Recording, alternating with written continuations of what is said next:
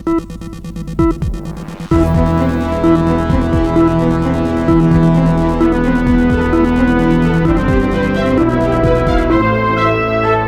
को देश का बड़ा औद्योगिक और मैन्युफैक्चरिंग केंद्र बनाने की रणनीति के तहत सीएम योगी आदित्यनाथ सोमवार देर रात 4 दिवसीय विदेशी दौरे पर रवाना हुए।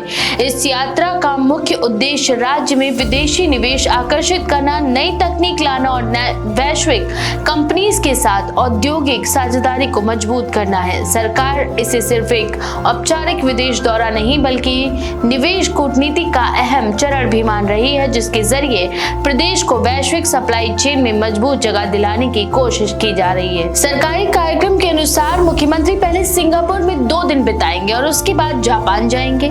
इस दौरान उनके साथ प्रदेश सरकार के मंत्री, वरिष्ठ अधिकारी और निवेश से जुड़े विभागों के प्रतिनिधि भी मौजूद रहेंगे।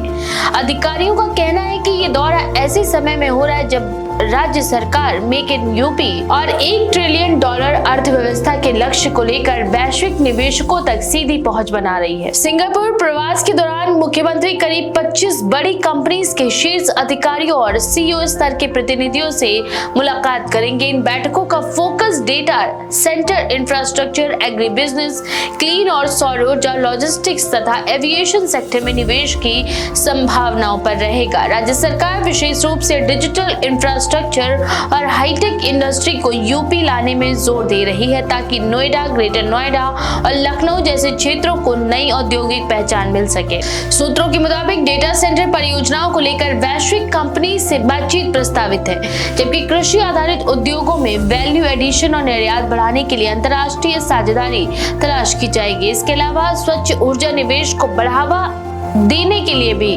कई कंपनीज के साथ चर्चाएं तय हैं, क्योंकि राज्य सरकार आने वाले वर्षों में औद्योगिक विस्तार के साथ साथ ऊर्जा सुरक्षा पर भी जोर दे रही है। सिंगापुर में मुख्यमंत्री निवेशकों के साथ राउंड टेबल मीटिंग करेंगे, जहां उन्हें प्रदेश की नई औद्योगिक नीति, भूमि उपलब्धता, expressway network, dedicated freight corridor of logistic सुविधाओं की जानकारी दी जाएगी। सरकार का दावा है कि बेहतर कानून व्यवस्था, सिंगल विंडो क्लियरेंस और तेज मंजूरी प्रक्रिया के कारण यूपी अब निवेशकों के लिए आकर्षक गंतव्य बन रहा है। दौरे का दूसरा चरण जापान में होगा, जहां मुख्यमंत्री 8 प्रमुख कंपनीज के साथ गवर्नमेंट टू बिजनेस यानी G2B बैठकों में हिस्सा लेंगे। इन बैठकों का उद्देश्य सिर्फ निवेश आमंत्रित करना नहीं बल्कि तकनीकी सहयोग और उत्पादन इकाइयों की स्थापना पर चर्चाएं करना भी है।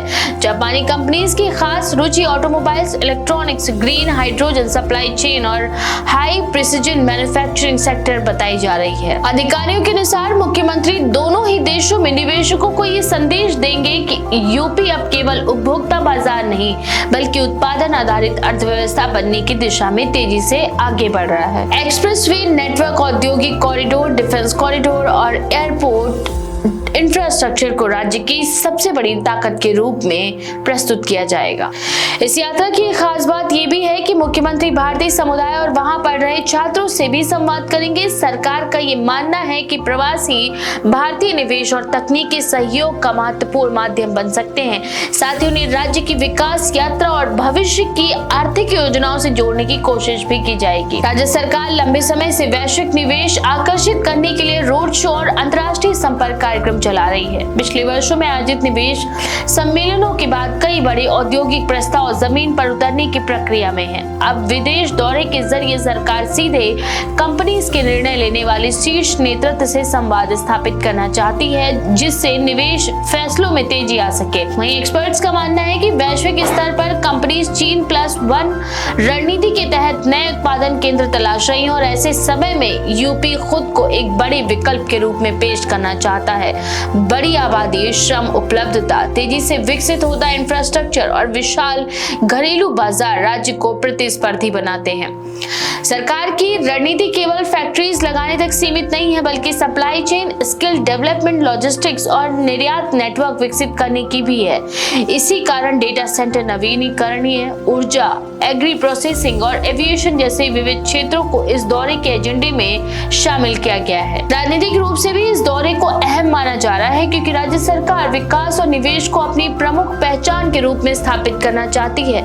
मुख्यमंत्री लगातार ये संदेश देते रहे हैं कि औद्योगिक निवेश बढ़ेगा तो रोजगार के अवसर भी बढ़ेंगे और क्षेत्रीय असमानता कम होगी। 4 दिन की इस यात्रा के बाद सरकार को उम्मीद है कि कई निवेश प्रस्तावों पर आगे की प्रक्रिया शुरू होगी और कुछ समझौते भी आकार ले सकते हैं। अधिकारियों के मुताबिक ये दौरा ब्रांड यूपी को वैश्विक स्तर पर मजबूत करने की दिशा में बड़ा कदम माना जा रहा है, जिसका अंतिम लक्ष्य यूपी को भारत का प्रमुख मैन्युफैक्चरिंग हब बनाना है। तो इस बारे में आपका क्या विचार है? अपनी राय कमेंट सेक्शन में लिखना ना भूले। ऐसी और भी लेटेस्ट अपडेट्स के लिए देखते रहिए भारत 19 एक्सप्रेस।